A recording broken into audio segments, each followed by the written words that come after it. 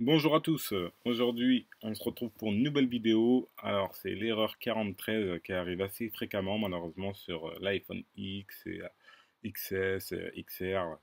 Alors ce problème-là il est lié comment dire au capteur de Face ID qui se met en erreur tout simplement dû à l'infiltration d'eau au niveau de, vous voyez, l'écouteur interne.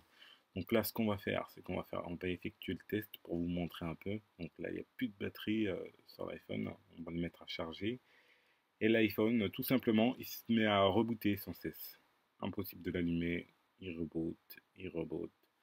Donc, ce qu'on va effectuer, c'est que dans un premier temps, pour écarter le problème, on va essayer d'effectuer une mise à jour, voir si c'est pas le système qui a planté, tout simplement. Donc pour ça, on va le brancher au PC. On va se rendre, on va le mettre bien sûr en mode DFU. Donc on va se rendre dans iTunes.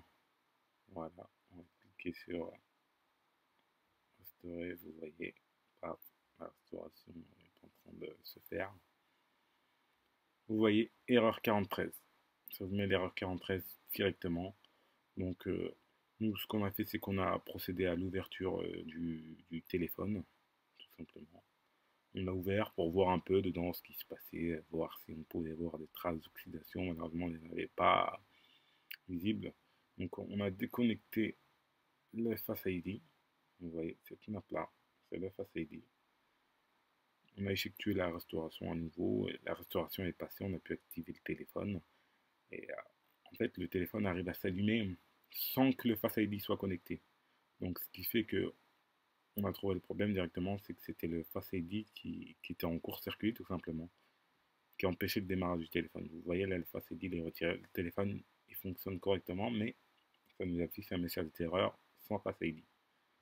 Donc voilà, donc on a isolé le problème, on va réeffectuer le test, vous voyez on va l'éteindre, on va rebrancher le Face ID pour confirmer que ce soit bien le Face ID quand même qui a ce problème là.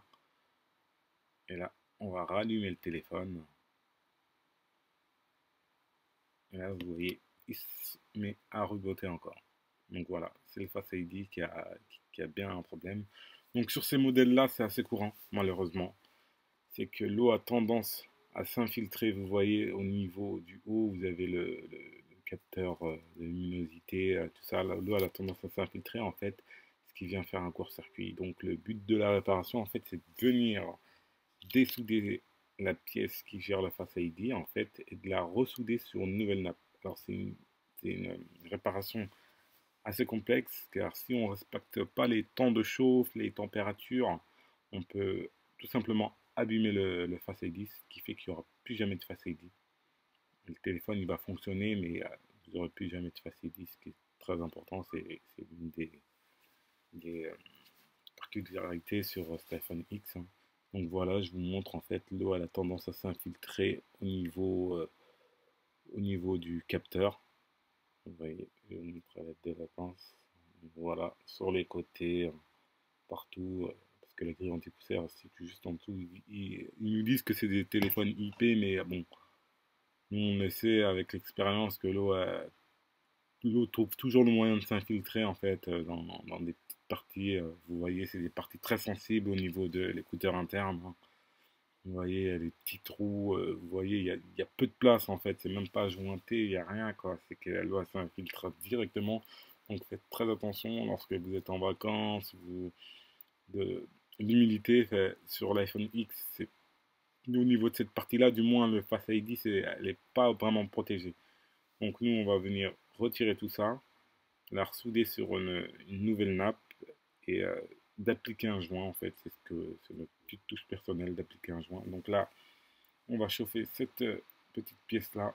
Vous voyez, elle est très importante, elle est reliée à la carte mère, alors on ne peut pas la changer malheureusement. C'est comme l'empreinte sur l'iPhone 7. Donc là, on met un peu de flux, ça chauffe, hein. Vous voyez la fumée qui se dégage, on le retire. Donc voilà, on va vous montrer à quoi ça ressemble. Vous voyez, on peut voir des traces noires d'oxydation. Vous avez le petit capteur de proximité. Ça gère vraiment votre Face ID. Vous voyez à l'arrière, vous voyez une petite trace noire. Voilà, juste à cause de ça, en fait, l'eau s'infiltre et ça se met en court-circuit tout simplement. Donc on va nettoyer tout ça proprement avec de l'étain. On va ressouder tout ça sur une nouvelle nappe. Donc voilà, on applique un peu de flux avec un peu d'étain pour venir remettre tout ça en surbrillance. Donc voilà.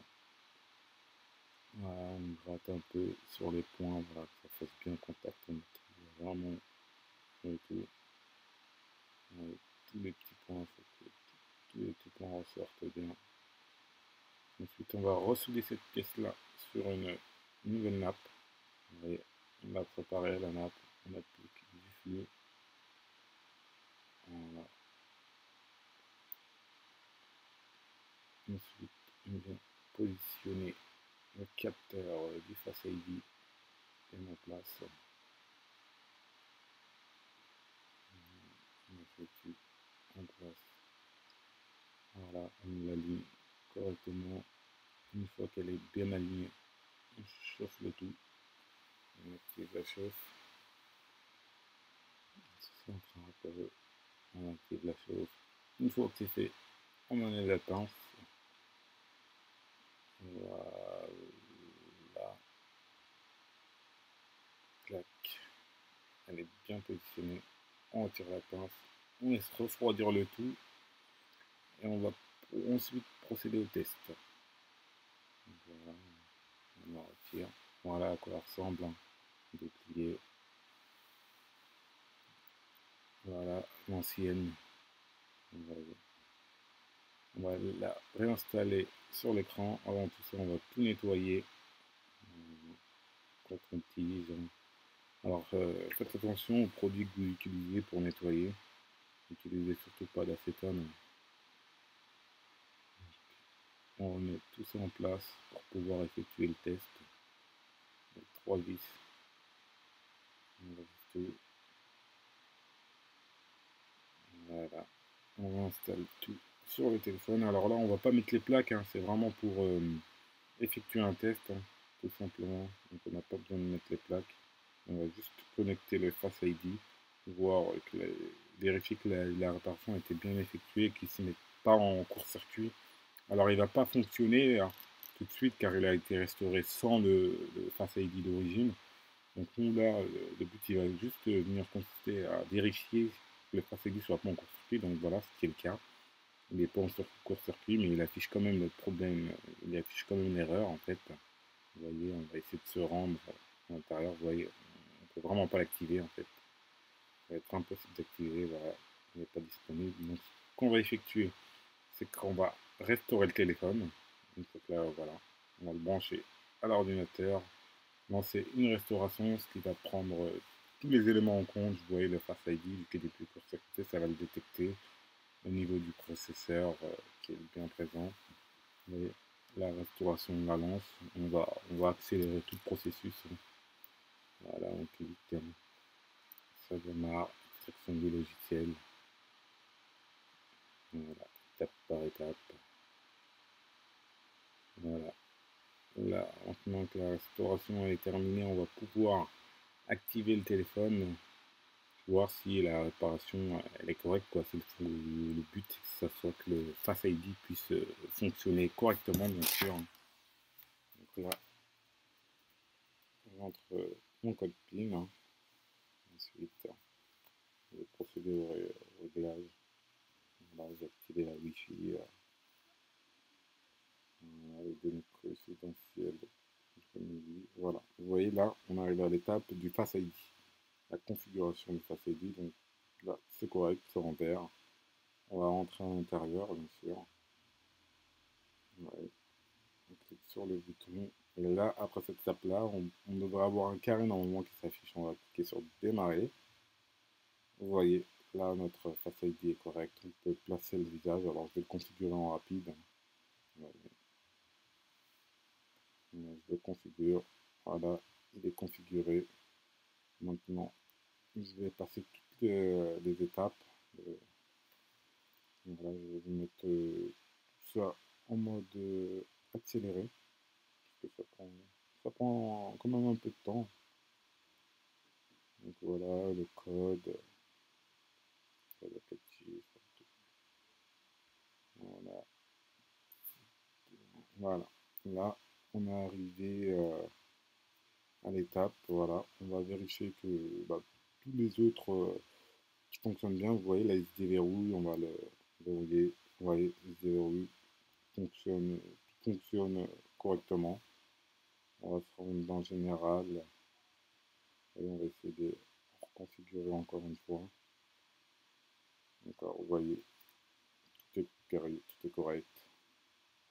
On va effectuer deux autres tests. Capteur, vous voyez, vu qu'il est relié à l'écouteur interne, on va vérifier que tout ça fonctionne, ainsi que le capteur de proximité. Cette pièce gère aussi le capteur de proximité. Donc on va effectuer tout ça, on va passer un appel. Voyez, voilà, tout fonctionne.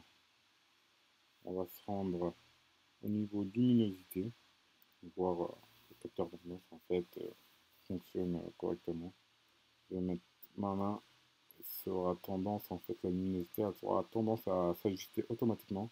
Vous voyez, vous pouvez voir, elle descend automatiquement, ce qui veut dire que notre capteur fonctionne parfaitement. Elle va augmenter, vous voyez, automatiquement. La réparation a été effectuée correctement. Ensuite, on va rouvrir le téléphone. On va venir appliquer une colle. On va faire un joint en fait autour du capteur qui a tendance à se mettre en défaut parce que de base, d'origine, il n'y a pas de joint et c'est ce qui fait que avec l'infiltration de gouttelettes d'eau, malheureusement, ça vient créer un court-circuit. Donc nous, ce qu'on va venir faire, c'est d'appliquer un joint en fait à l'aide d'une colle spéciale en fait. Donc on va retirer le capteur qu'on a réparé, appliquer ce petit joint de colle tout autour des parties extrêmement sensibles. Donc vous pouvez voir sur le côté les joints, vous voyez les soudures. Je vais comment dire, je vais le passer sous le microscope pour vous montrer en détail ce que ça donne. Vous voyez, ça c'est le capteur de luminosité. Ouais, les parties elles sont vraiment fines, mais l'eau, malheureusement, l'eau s'infiltre. Donc, avec de cette colle E8000, c'est une colle waterproof en fait, on va venir effectuer le joint. Donc là, vous voyez les petits points soudure qu'on a effectués des deux côtés. Hein. Vous pouvez voir, on va venir mettre de la colle tout autour. Ça, c'est le capteur de luminosité aussi, hein, qui peut se mettre en court-circuit. On applique de la colle. Alors c'est de la colle spéciale, n'allez pas mettre de la colle glue, vous risquez de complètement abîmer tout votre Face ID et il faudrait effectuer une nouvelle réparation. Donc voilà, on applique la colle tout autour. On vient jointer tout ça, vous voyez, pour que l'eau s'infiltre. Voilà. Normalement c'est la partie, je peux dire la partie la plus importante de cette réparation-là. Parce qu'on peut très bien effectuer la réparation, on referme le téléphone, on le redonne au client, mais si jamais malencontreusement il y a de l'eau qui s'infiltre à l'intérieur, le problème il va recommencer. Donc là, ce que nous on fait, c'est que vraiment on vient appliquer un joint de colle. Quoi. Voilà. Une fois que tout ça est terminé, on va tout réinstaller sur l'écran.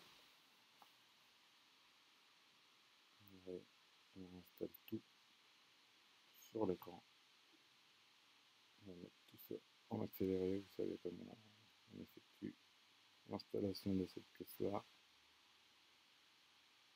Voilà, on met tout en place. Ensuite, on va installer un nouveau joint.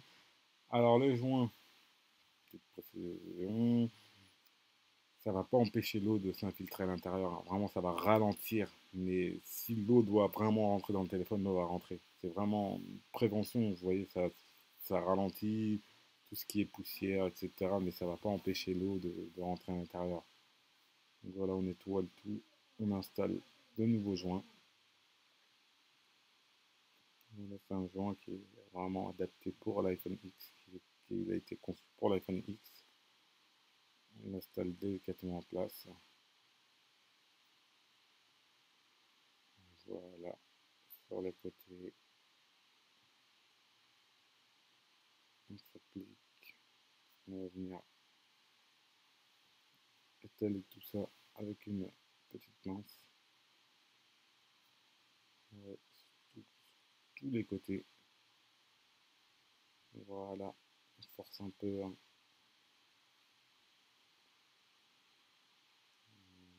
Voilà. Ensuite, on va retirer la pellicule bleue, la fine pellicule bleue en fait qui protège le joint pour pouvoir venir installer l'écran. Voilà, la petite languette, hein, on la retire, on installe l'écran. On va commencer par la partie du Face ID. On va nettoyer le petit joint, le résidu du joint en fait qui se situe sur l'écran. Vraiment que tout soit propre, sinon ça risque, sinon l'écran il serait pas bien à plat quoi. Donc pour tout le côté on installe dans un premier temps le Face ID. Donc comme il faut, cette nappe elle gère tout ce qui est votre Face ID, votre écouteur interne, votre capteur de luminosité. On installe l'écran, voilà, la nappe du tactile. Vous avez deux nappes, hein. Une nappe qui gère le tactile et une nappe qui gère l'affichage. On connecte la batterie, on réinstalle la plaque qui va maintenir tout ça. Ensuite, on visse les vis. Je vais vous accélérer tout ce passage-là. Voilà, il y a 5 vis. Faut pas se tromper de taille, hein, sinon on risque de percer la carte mère et là, le prix de la réparation risque de quadrupler. On referme tout ça proprement en appliquant une légère pression tout autour de l'appareil. Vous voyez, tout est bien fermé. On visse les deux vis qui maintiennent l'écran en place. Voilà. Et voilà. La réparation elle est maintenant terminée. On va venir rallumer le téléphone pour vérifier quand même que tout fonctionne encore. Le téléphone, vous voyez, hein, normalement il ne va pas rebooter. Il va s'allumer, vous voyez, là, verrouillé. On n'a pas de message d'erreur qui apparaît au niveau du Face ID. C'est correct, on va rentrer notre code PIN. On va verrouiller le téléphone, le déverrouiller. Vous voyez, Face ID, tout fonctionne correctement. On va se rendre dans l'appareil photo. Que l'objectif fonctionne bien. Vous voyez, tout fonctionne bien. Donc, si jamais vous avez ce problème-là, n'hésitez pas à nous contacter via notre site www.deadphone.fr. Vous nous envoyez votre appareil, il est réparé sur 24-48 heures. Donc merci et à la prochaine pour de nouvelles vidéos.